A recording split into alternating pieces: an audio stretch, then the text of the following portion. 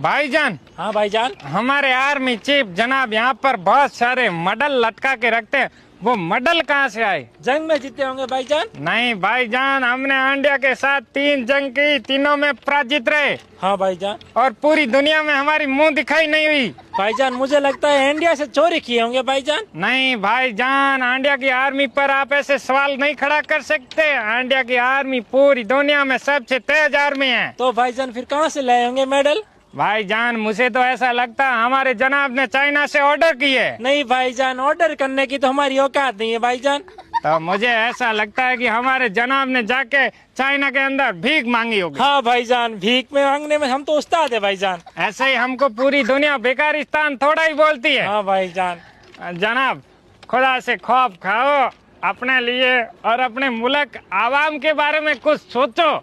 अपने army chief से इस्तीफा दो, हमारा भला करो। रहम खाओ। खुदा के वास्ते।